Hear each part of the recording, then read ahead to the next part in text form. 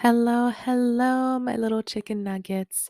Welcome to another episode of Creepy Vibes Only, and I am your host, Steph. So before I start, sorry, my shirt is rubbing against the desk, so that may not be pleasant to hear. All right, before I start off with what is planned for the episode, I did want to take a moment and apologize to you all. I had posted that I was going to release this episode on Tuesday because I was going to record on Monday, but I had lost my voice the week before and I had done the wedding show all weekend. So by Monday evening, my voice was not much better. So I just decided to wait it out. And by Tuesday, I started a new job, which has been really great, but very hectic and getting used to a new schedule and just a lot of changes. So instead of rushing an episode or forcing you all to listen to a ASMR video of from hell, I just decided to wait it out. So today we are Saturday. I am recording right now. I will edit as soon as this is over and I will publish it. So you will get an episode this weekend before the one next Monday, well, in 2 days, comes out. So, yeah, this will be a weekend full of recordings. All right. So, I do have an announcement to make for this episode here. Not my apology. That was just a little, just wanted to address it. So, again, I'm very, very sorry. So, for the announcement, I actually got to spend some time with my dearest little Erasmus. We hung out and ate some sushi and watched videos of people getting scared on YouTube. So it was loads of fun. And while we were hanging out, we did talk about the podcast, and she has decided to officially step away from the podcast. She does not have the time anymore to really devote, she doesn't have time to give to research, to put some time away to record and then to edit. It's just no longer feasible for her. She does have a lot going on her plate, and she just doesn't feel right to do an episode without her full energy or without being fully devoted to it. So it's not fair to, she believes it's not fair to you all to not have a host that's not 100% in it or not able to give 100%. So for that reason, she is going to be stepping away, but she has agreed to haunt us in the future and make some apparitions here and there. So she will be a guest on the episode from time to time. Yeah, so moving forward, it is just going to be me. I will be the only host. I do not want to replace her because it wouldn't be fair. It's still our little baby, and I'm just keeping the legacy of Creepy Vibes Only alive. So, what I kind of did in the last few weeks of doing the creepy reads and then this one story, I will keep that structure going. And moving forward with this new chapter of Creepy Vibes Only, I am also in the process of doing a new logo just to signify the new changes. So, that should be coming fairly soon, and I will work on getting some guest hosts here and there. So we'll have some people popping in, but mainly it is going to be just me and you. So romantic. Not really, but okay. Uh, Alrighty, so moving on. Those are my apology and announcements for the day. We are going to miss Erasmus a lot, and we'll be happy to be haunted by her in the future. And of course, it doesn't mean anything for me and her. We're still basically sisters, so she's still stuck with me forever. But you just will not be delighted for angelic voice all the time. You're gonna be stuck with moi. So yes, that is that. I feel like I need to do a second apology because my ADD is in full blast today. Yeah, my ADD is full on today. I am super scatterbrained. It's very hard to focus, but I'm here for you all. Oops, my computer just froze. Well, not my computer, but the screen went all black. It is back. Okie dokes. Let's move on to this episode segment of Creepy Reads.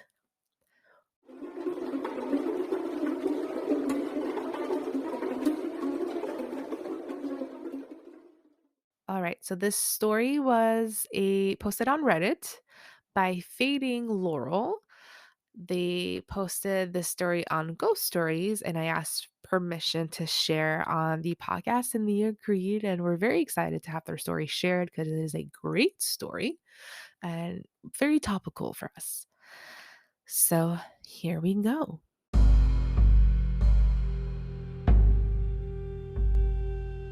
Here we go. As a kid, I used to always see shadow figures no matter the time of day. I still see them to this day, but nothing as much as I did back then. But being older now with the greatness of sharing on social media, one thing out of the many other shadows I used to always see was what I called the Hat Man.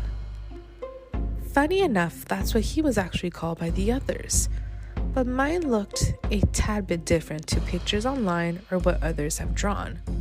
Besides being a shadow figure that everyone else's see, he was a 8 to 9 feet tall figure who had a tall top hat as well, sort of like Abraham Lincoln's. He would have to bend his body in order to fit in my room, sometimes in a very disfigured way. Most times, I couldn't figure out if he was bending backwards or hunched forward. I could also slightly make out his clothing. He wore like a suit with a bow tie and a trench coat. His arms were also ridiculously long. They went slightly past his thighs. Looking up now and reading about him out of curiosity, the only things I have found about him are sleep paralysis. But the thing is, I was never in any paralysis when seeing him. I could move perfectly. I noticed because I was so terrified at times, I would run to my parents and sleep with them for the night, or turn away and hide under my covers if I knew I'd get into trouble for waking up my parents. It was almost an every night basis of me seeing things and crying. Sometimes I would have trouble sleeping and look in the corner of the room and he would suddenly appear. I've also experienced sleep paralysis plenty before when I was older, and what I experienced then, not being able to make a sound or cry, the inability to move, wasn't anything like that when I would see him. I would also see him during the day, not as much as night, in dim rooms or in shadow places. A few times when I was older, 14 and 15, he followed me around a bit, hiding behind corners or objects. I wonder if anyone has seen or experienced this or him before. Not via sleep paralysis, like genuinely seeing him even while being wide awake during the day in a dimly lit room.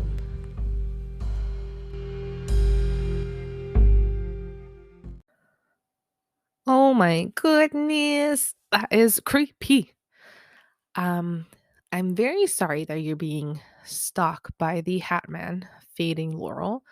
But when I read your story, I was so excited because it immediately took me back to season 1, episode 3, where I did cover the Hat Man and was very excited to see that he, well, not excited, but kind of excited, not a happy excited, but that whatever this Hat Man is still around and people are still experiencing this phenomenon. And when they mention how the Hammond follows them at day, it made me think of the stories where someone had seen them on the side of the street while driving in the middle of the day, and then this other person saw the Hat Man sitting in their car in the middle of the day. So it does happen. It's just very rare. So yeah, very cool. And if you haven't listened to that episode, if you're listening backwards, go back to season 1, episode 3. I cover the Hat Man, which I thought was a great episode. It was a lot of fun. The earlier episodes are a little awkward because we're still learning how to do this. But we did some good subjects. We touched on some good topics then. Still, it was still them though. Well, it's for you to judge. So yeah, thank you so much, Feeding Laurel, to have let me share this on the podcast, and I will find the link to the story on Reddit, post it in the show notes so that people can go check out your story and potentially other stories that you have that you submitted on Reddit. So yeah, now let's move on to our story of the day. So Small trigger warning. I am going to be talking about a car accident and there is a fatality involved. So if that's too triggering to you, I completely understand if you decide to just stop here and wait for the next episode or potentially go and re-listen to a past episode. I don't know. Do you? So yeah, so just wanted to start off with that just so I didn't necessarily traumatize someone by doing the story without a trigger warning. So this is the story of the ghost of Fork River.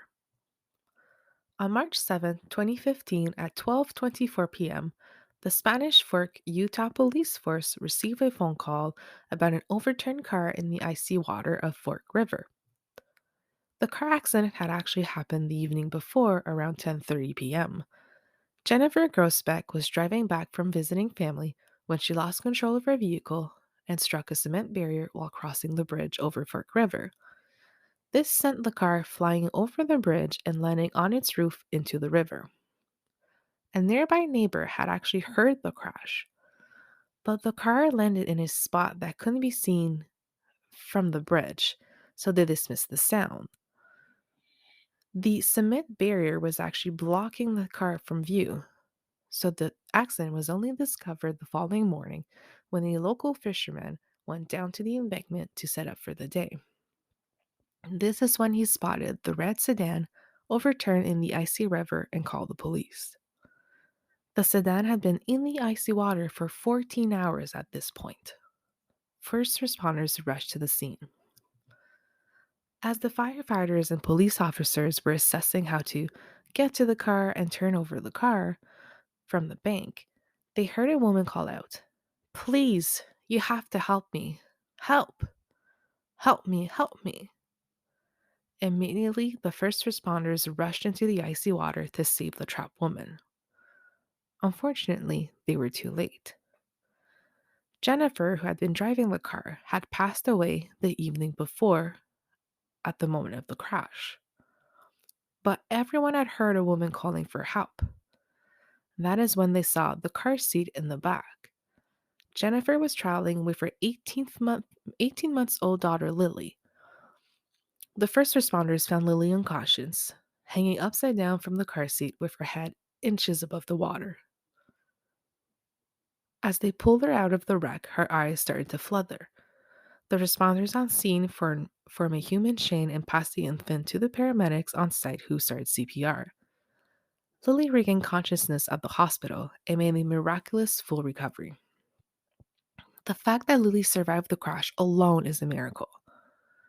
But even more miraculous is that she survived the evening in her onesie with no food or water, hanging upside down inside the car. It is believed that although Jennifer had passed away during the crash, she had stayed with her daughter, keeping her safe. But what about the woman who called out for help? No one else was found on the scene. Jennifer and Lily were the only two in the car. But everyone on scene had heard someone as clear as day calling for help. One of the officers, Officer Beros, said the following when interviewed about the voice. "That's the part that really sends me for a whirl. I'm not really religious, but that's what you think of. It wasn't just something that was in our heads. To me, it was plain as day because I remember hearing a voice." Officer Dewitt recounted how he answered back to the voice that so clearly was there. He remembered answering back to the pleas of help, saying, we're trying our best to get in there." It is now commonly believed that Jennifer was the woman who called out for help to get her baby to safety. Even her family believed that Jennifer stayed until her girl was found safe and would not have moved on until she knew Lily was going to be okay. And that, my friends, is the story of the ghost of Fork River. So, when I first had heard about this story, it was from an episode of 911 Unexplained. And I think I've talked about this show before, but if not, it is a show where first responders talk about their ghost stories or the things that they've lived during calls. And the first responders of the Fork River crash actually were on one of these episodes. And they all clear as day has they heard someone call out. And when they were kind of figuring out how to get to the car, the way it was crashed, they didn't really think there was going to be a survivor. And I do remember them mentioning that they could see a arm kind of like hanging out of the driver's side window. So they just really thought that that was it. But then the second that they heard a woman call, they immediately went into action and just rushed and pure instincts. And of course, miracle that they did hear that and were able to get to Lily right on time to save her. Because who knows what would have happened if they had taken their time, or if the fisherman didn't go fish that day. So thankfully she was found on time and she is alive and well today. So this sad story does have a happy ending in one way. When I do research for these stories, I like, of course, the episode prompted me to look more into it.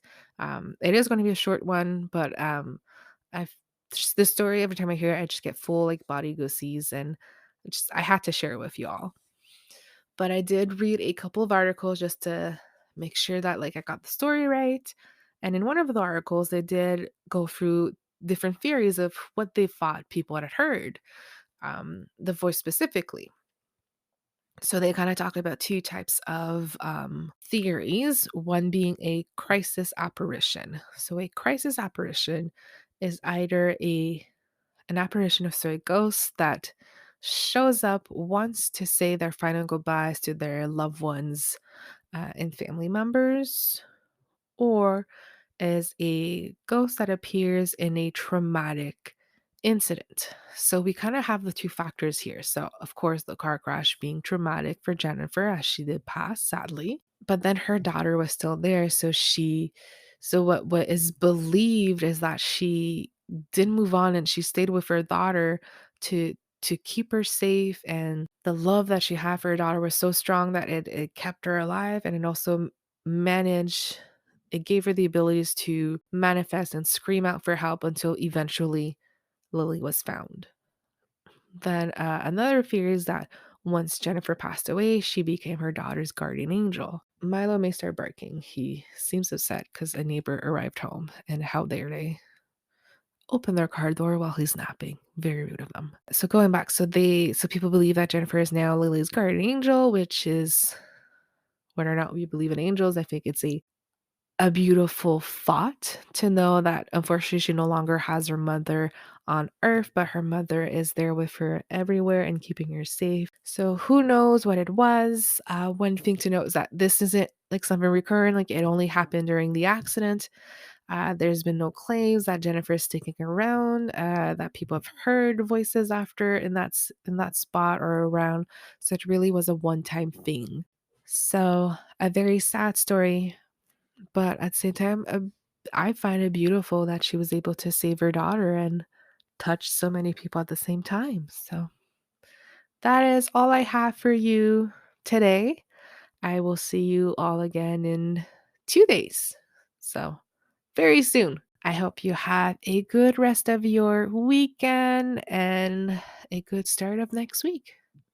So I will see you all soon. Bye.